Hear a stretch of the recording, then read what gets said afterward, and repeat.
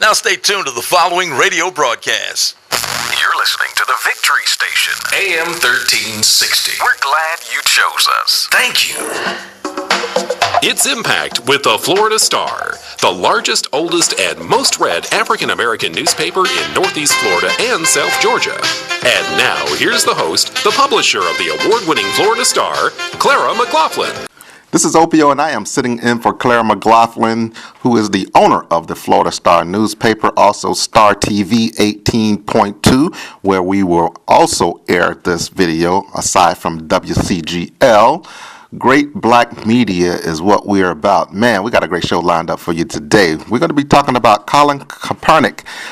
What's interesting is we're going to compare him to Muhammad Ali, and then we get to see what some of the other entities have to say about him, such as Shaq and Ray Lewis, as well as Shannon Sharp. At the end of the show, we got Biko Saboteur, an activist, right here on the show, is going to talk about police brutality and some things that's going on locally here. So y'all stay tuned right here on Impact. This is Opio.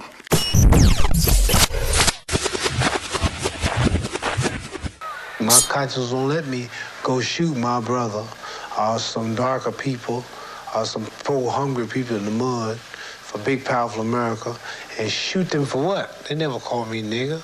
They never lynched me. They never put no dogs on me. They never robbed me of my nationality, raped and killed my mother and father. What, I'm going to shoot them for what? How am I going to shoot them? Them little poor little black people, little babies and children and women. How can I shoot them poor people? Just take me to jail. I'm saying you talking about me about some draft, and all of you white boys are breaking your neck to get to Switzerland and Canada and London. I'm not going to help nobody get something my Negroes don't have. If I'm going to die, I'll die now, right here fighting you.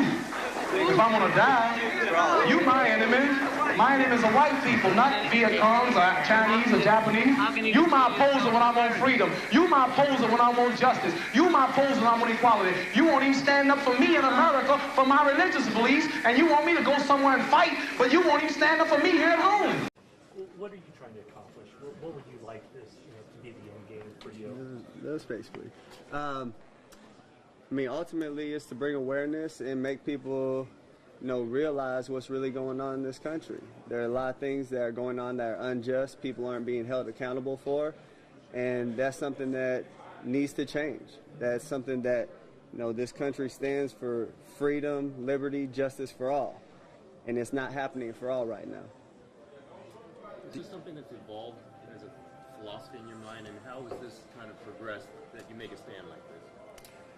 It's something that I've seen, I've felt, wasn't quite sure how to deal with originally, and it is something that's evolved. It's something as I've gained more knowledge about what's going on in this country in the past, what's going on currently. These aren't new situations. This isn't new ground. It's things that have gone on in this country for years and years and have never been addressed, and they need to be. Will you continue, Colin, to sit? Will you continue to sit? Yes, I'll continue to sit. I'm going to continue to stand with the people that are being oppressed. To me, this is something that has to change. And when there's significant change, and I feel like that flag represents what it's supposed to represent, and this country is representing people the way that it's supposed to, I'll stand. Specifically, what would you like to see change in order for you to stand? There's a lot of things that need to change. One specifically is police brutality. There's people being murdered unjustly and not being held accountable. Cops are getting paid leave for killing people. That's not right. That's not right by anyone's standards. Colin, so many people see the flag as kind of a symbol of military. How do you view it, and what do you say to those people? I have great respect for men and women that have fought for this country. I have family, I have friends that have gone and fought for this country. And they fight for freedom. They fight for the people. They fight for liberty and justice for everyone. And that's not happening.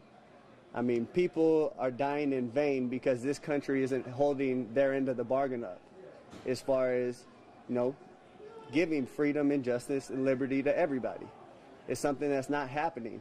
And I've seen videos. I've seen circumstances where men and women that have been in the military have come back and been treated unjustly by the country they fought for. and have been murdered by the country they fought for on our land.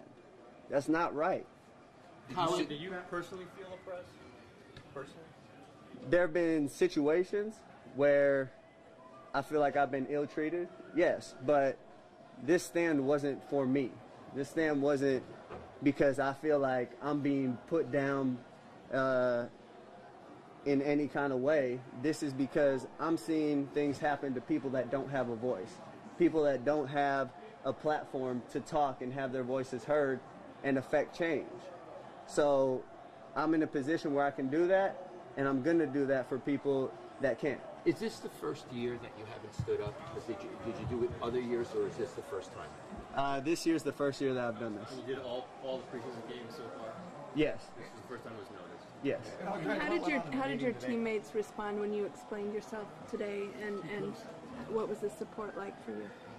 The support I've got from my teammates has been great. You know, I think a lot of my teammates come from areas where this might be a situation. Their families might be put in this situation. It's something that I've had a lot of people come up to me and say, you know, I really respect you for what you're doing and what you're standing for. So to me, that's something that I know what I'm doing, what's right, and I know other people see what I'm doing is right.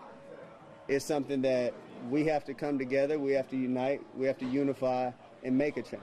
What do you say to the people that say, hey, you're doing the right thing, but you're going about it the wrong way? I don't understand how it's the wrong way. To me, this is a freedom that we're allowed in this country.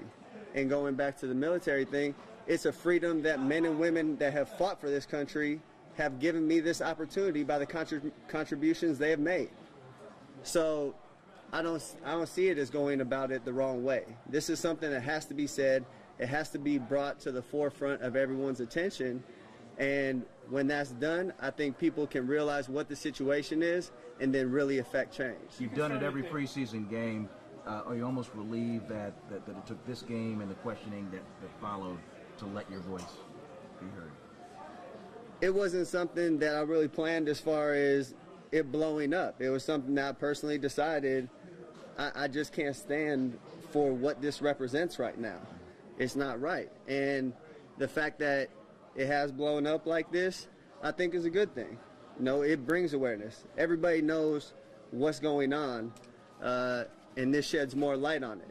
Now, I think people are really talking about it, having conversations about how to make change, what's really going on in this country, and we can move forward. Are you concerned this is seen as like a blanket indictment of law enforcement in general? What was that? Are you concerned that it can be seen as a blanket indictment against law enforcement in general? As far as what? I don't really understand what you're trying to get at. People getting murdered by police. I mean, do you think that it's seen as sort of an indictment against police? There is police brutality. Yeah. People of color have been targeted by police. So that's a large part of it. And they're government officials. They're put in place by the government. So, you know, that's something that this country has to change. There's things we can do to, you know, hold them more accountable, make those standards higher. You have people that practice law and are lawyers and go to school for 8 years, but you can become a cop in 6 months and don't have to have the same amount of training as a cosmetologist. That's insane. I mean, someone that's holding a curling iron has more education and more training than people that have a gun and are going out on the street to protect us. Colin, you said doing stuff beyond sitting. What was that? Do you plan on doing stuff beyond sitting during the national anthem, as far as activists kind of rolling your sleeves up and getting out in the communities? Yeah, most definitely. There are things that I have in the works right now that I'm working on to, you know, put together in the future and come to fruition soon. Those are things that I'll talk about as we get closer to those days. Colin, you say that this is it's a good thing that this is blowing up now because it's getting some attention. Any concern about the timing of it, a critical part of training camp, and the possibility of it being a distraction? No, I don't see it as a distraction. I think it's something that can unify this team. It's something that can unify this country. You know, if we have these real conversations that are uncomfortable for a lot of people, if we have these conversations, there's a better understanding where both sides are coming from. And if we reach common ground and can understand what everybody's going through, we can really affect change and make sure that everybody's treated equally and has the same freedom. Cap, has anybody from the league or the team or anybody said tone it down or anything? Because clearly you're speaking your mind right now. It doesn't seem that anyone's trying to, from the organization, whatever, is trying to quiet you. No one's tried to quiet me, and to be honest, it's not something I'm gonna be quiet about. I'm gonna speak the truth when I'm asked about it. This isn't for a look, this isn't for publicity or anything like that. This is for people that don't have the voice. And this is for people that are being oppressed and need to have equal opportunities, to be successful, to provide for their families, and not live in poor circumstances. Have you been pulled over unjustly on court? In your mind, have you been pulled over unjustly or had a bad experience in that regard? Yes, multiple times. I've had times where one of my roommates was moving out of a house in college, and because we were the only black people in that neighborhood, the cops got called and all of us had guns drawn on us. Came in the house without knocking, guns drawn on one of my teammates and roommates. So I have experienced this. People close to me have experienced this. This isn't something that's a one-off case here, a one-off case there. This has become habitual. It's become a habit. So it's something that needs to be addressed. Colin, there are 2,000 players in the NFL. You're a lone voice here as far as taking this stand. Why do you think you're the only one doing it? I think there's a lot of consequences that come along with this. There's a lot of people that don't want to have this conversation, that they're scared they might lose their job, or they might not get the endorsements. They might not be treated the same way. And those are things I'm prepared to handle, and those are things that other people might not be ready for. It's just a matter of where you're at in your life, where your mind's at. And at this point, I've been blessed to be able to get this far and have the privilege of being in the NFL and making the kind of money I make and enjoy luxuries like that. But I can't look in the mirror and see other people dying on the street that should have the same opportunities that I've had and say, you know what, I can live with myself, because I can't if I just watch. Do you think you might get cut over this? I don't know. But if I do, I know I did what's right. And I can live with that at the end of the day. Does any of this reflect your relationship with the 49ers or with the NFL? Is this any part of that? No, this is about the way people have been treated by this country. When you addressed the team today, Colin, how long did you talk, and what was kind of the tone of it? It seemed like you were able to convert one person into your line of thinking that was a little skeptical. No, it was a conversation. They asked me to talk and just explain why I did what I did and why I felt the way I felt. And that's something, I had an open conversation with them. I told them why I felt that way and why I looked at things the way I do. And a lot of it has to do with the history of the country and where we're currently at. And, I opened it up to all my teammates. Come talk to me if you have any questions. If you want to understand what I'm thinking further, come talk to me. This isn't something that should be hidden and shouldn't be talked about. These conversations need to happen, and I think it's something that can bring everybody closer. Were there a couple guys that voiced how they felt against what you're doing to you? There were, I've had people say, I want to understand further. Let's talk. So I've had those conversations, and we'll continue to have them with my teammates. But it's something that the knowledge of what's happened in this country and is currently happening is something that I think everybody needs to know. And when you have the knowledge of those things, then you can make an educated decision on, what you really feel and what you want to stand for. Has any of this been a distraction? In terms of politicians or people outside the sports world to tell you that they support you for this? I've had a few people reach out. Quite a few actually, saying, we really support you. We're proud of you for taking that stand. We respect what you're doing. We know a lot's going to come with it, but we're behind you. And, that means a lot. That means that I'm not the only one that feels this way, and I'm not the only one that sees things this way. Is any of this going to distract the team from getting to the Super Bowl this year? Is there, are you guys talking more today about this? or are you talking about planning to get to the Super Bowl? No, we're focused on football while we're in meetings, while we're on the field. That's what our focus is. But in our free time, we have conversations about this, and that's not something that we should be ashamed about or shy away from. You know, we talk about football, we handle our business there, but there's also, you know, a social responsibility that we have to be educated on these things and talk about these things. Colin, did you consider like forming an alliance and getting teammates to join you in this? And if not, why did you decide to go it alone? This isn't something I'm going to ask other people to, you know, put their necks out for what I'm doing. If they agree with me and feel strongly about it, then by all means, I hope they stand with me. But I'm not going to go and try to recruit people and make sure like, hey, come do this with me, because I know the consequences that come with that, and they need to make that decision for themselves. In that same vein, did you reach out to anyone before you did this to seek their counsel, say, hey, what do you think about this? This is a conversation I've had with a lot of people a lot of times over a long period of time. So it wasn't something that, you know, I planned on having a conversation about at a particular time. It just so happened it was the other night that people realized it and talked about it. Yeah. Sorry about that. Oh, that's all right.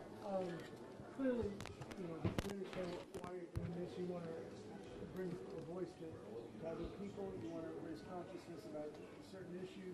Are you concerned? So much of the talk this 24 hours has been about you and not necessarily the issues. Are you concerned that that could happen?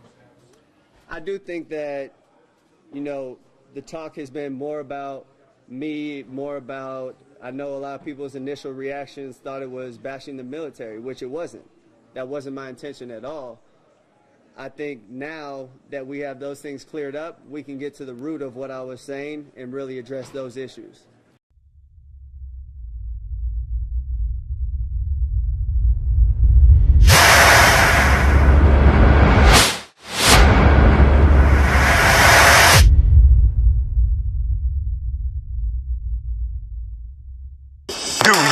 What media received the first Eagle Award by the Jacksonville Sheriff's Office for being the most factual? The Florida Star. Do you know which media solely addresses issues of concern for African Americans? The Florida Star.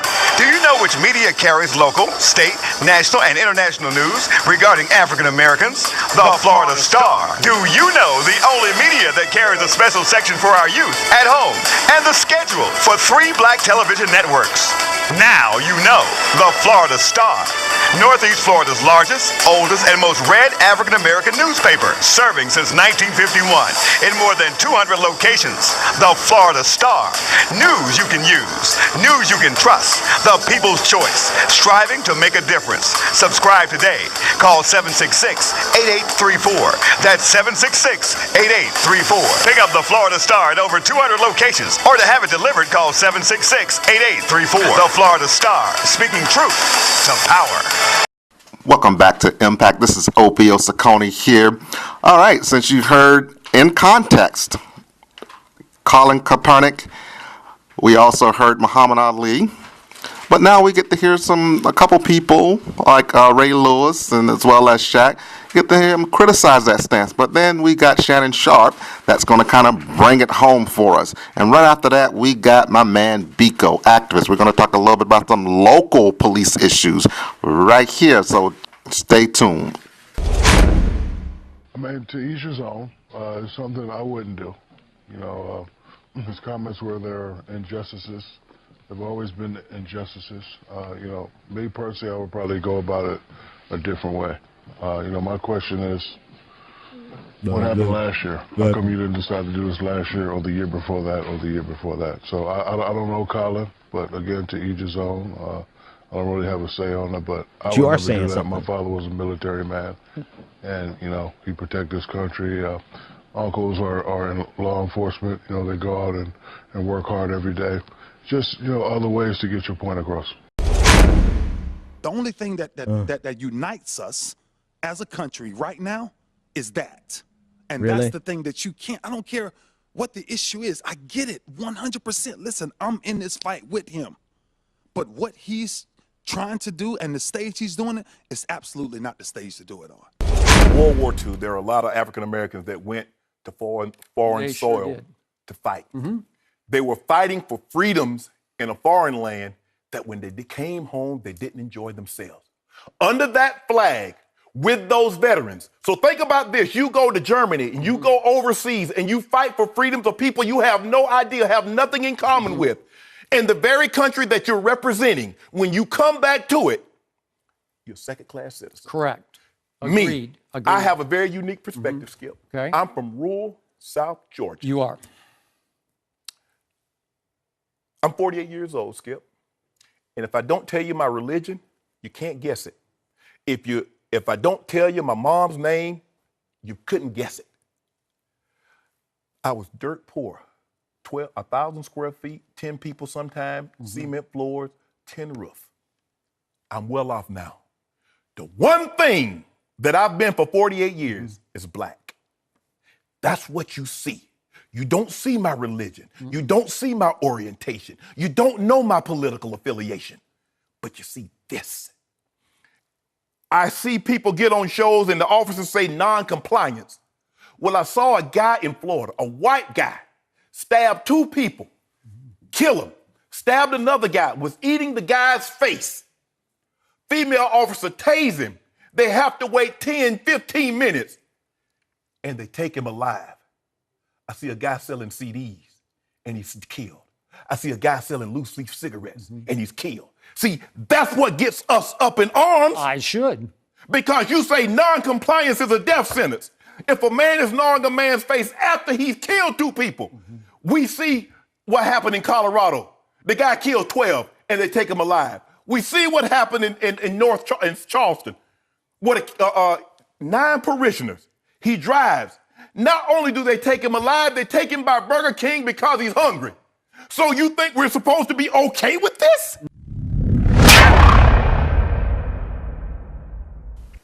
Hi, this is Opio. I am speaking with Biko Saboteur. He's an activist, originally from the Congo area, hence the name Biko.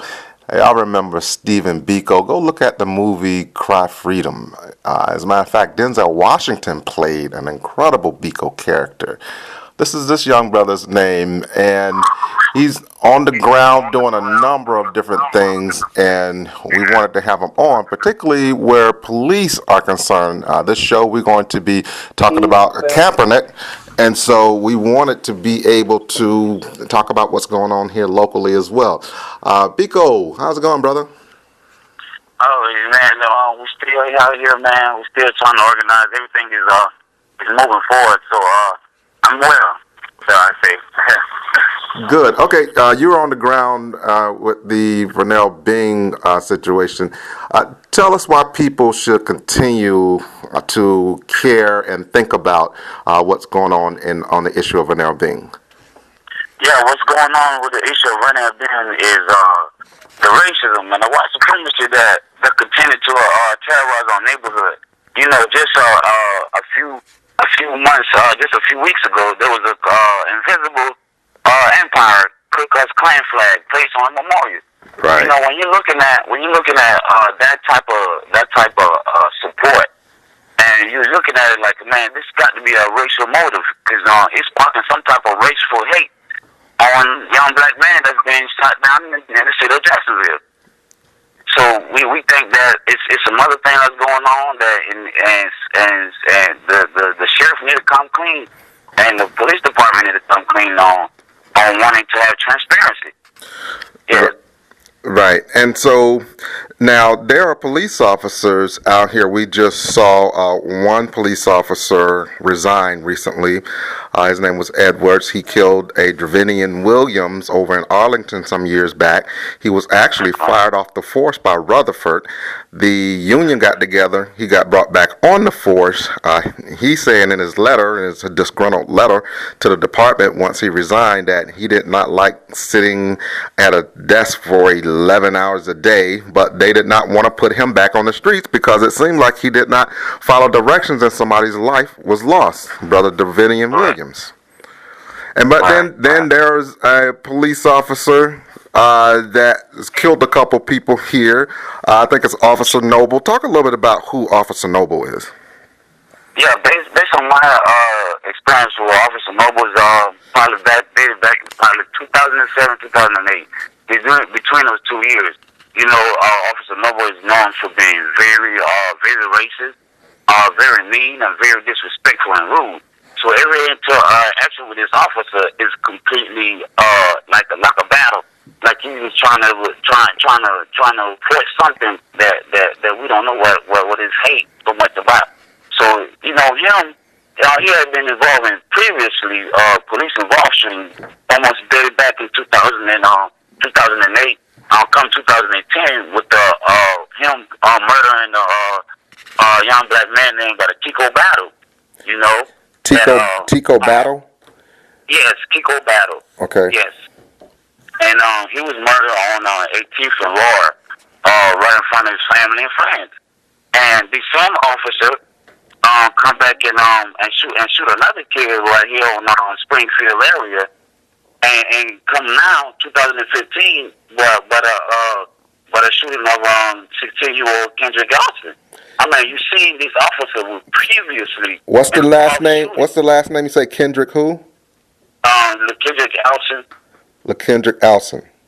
Yeah, Alston. Yeah. Okay.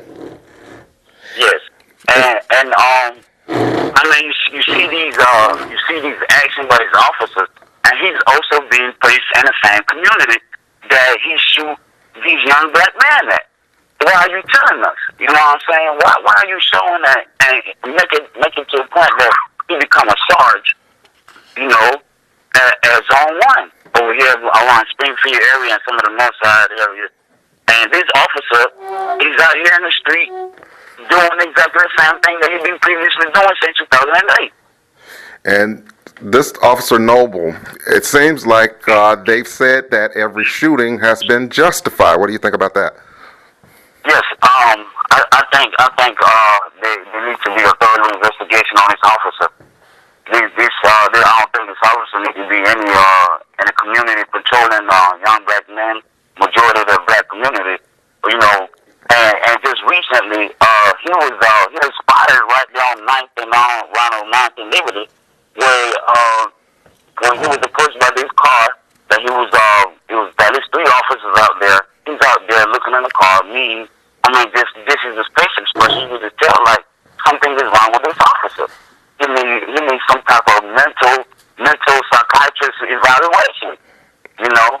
But yeah, this officer, another incident where he slung this on this young lady that was selling cell phones, like signing up the people for these little cell phones. So I talked to the young lady, and she thoroughly explained to me what had happened to her, and I could just see how he used to treat us when I was young, you know, and I could just imagine the rudeness and the disrespectfulness of this officer.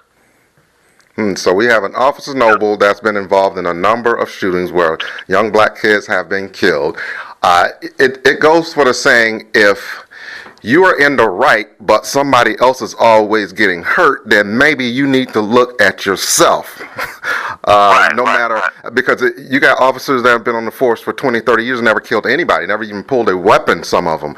And you got this officer that's constantly getting into these issues. He's been red flagged when you ask me if you killed the first person.